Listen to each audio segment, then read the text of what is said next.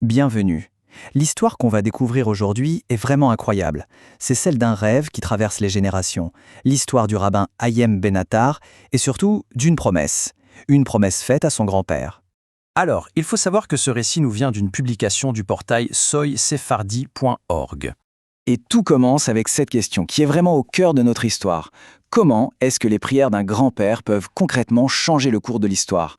Comment l'espoir d'une seule personne peut planter une graine si puissante qu'elle finit par éclore des décennies plus tard? C'est ce qu'on va voir.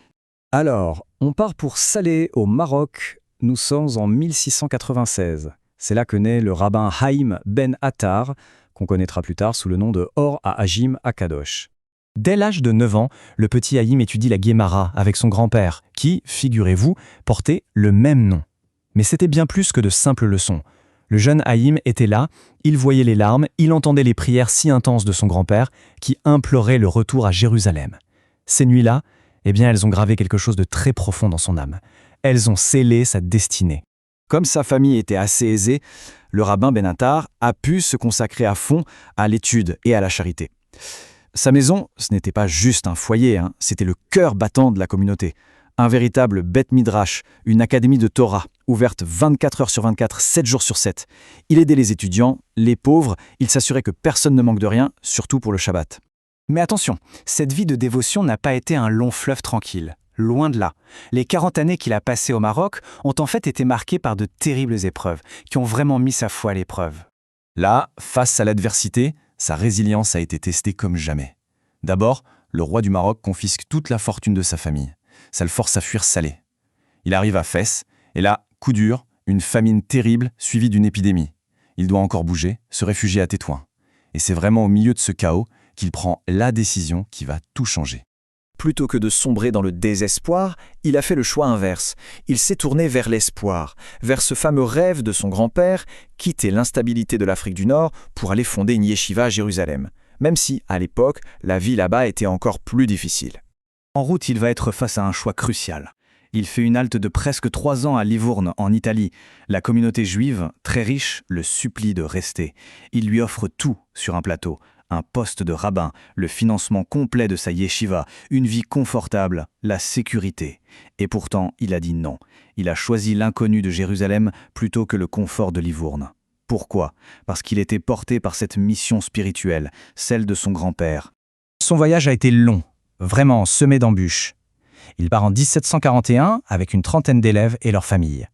Il doit d'abord s'arrêter à Akko, parce qu'à ce moment-là, Jérusalem est touchée par des épidémies. Mais rien ne pouvait l'arrêter. Sa détermination était totale. Et finalement, en 1742, la situation s'améliore. Le rabbin Ben Attar peut enfin entrer dans la ville de ses rêves, Jérusalem. À peine arrivé, il concrétise son rêve, celui de son grand-père. Il fonde sa yeshiva. Et dans un geste incroyable de gratitude, il la nomme Knesset Israël, qui est le même nom que la communauté de Livourne, parce que même s'il était parti, ils avaient continué à le soutenir financièrement. Très vite, il devient une figure centrale de la ville.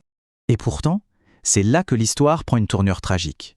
Le rabbin Haïm Ben Attar est décédé à seulement 47 ans. Une vie bien trop courte. Mais le plus poignant, c'est peut-être ça. Après toute une vie de quête, de sacrifice, on se demande combien de temps il a réellement vécu dans la ville de ses rêves. La réponse? Un peu plus de 11 mois. C'est fou de penser qu'en moins d'un an, il a accompli le rêve de toute une vie, fondé une institution qui dure encore et laissé une marque absolument indélébile. Et son impact, bien sûr, ne s'est pas arrêté avec sa mort. Son véritable héritage, on le trouve dans ses écrits, qui continuent d'éclairer des générations et des générations de savants. Il a laissé 3 œuvres majeures. Son commentaire sur le Talmud, le Jefetz Hachem, son livre sur la loi juive, le Périt Ohar, et surtout son chef-d'œuvre, son commentaire monumental sur la Torah, le Or HaJaïm. Le Or HaJaïm, c'est vraiment une œuvre à part. Il faut s'imaginer qu'à une époque où il y avait beaucoup de divisions, ce livre a réussi l'impensable. Il a dépassé toutes les frontières culturelles. Il est devenu une référence étudiée avec la même passion, la même ferveur par les communautés séfarades et ashkénazes.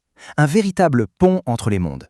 Au fond, cette histoire du rabbin Ben Attar, née dans les prières d'un grand-père, elle nous renvoie à nous-mêmes. On voit comment les larmes et les espoirs d'un aïeul ont pu fleurir en un héritage qui dure des siècles plus tard.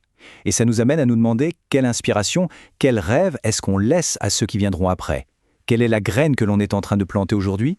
Voilà, cette présentation s'appuyait sur une publication du portail soysefardi.org.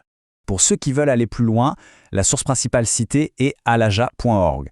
Et pour le contexte historique, tout a été vérifié avec des références comme la Jewish Virtual Library et encyclopedia.com.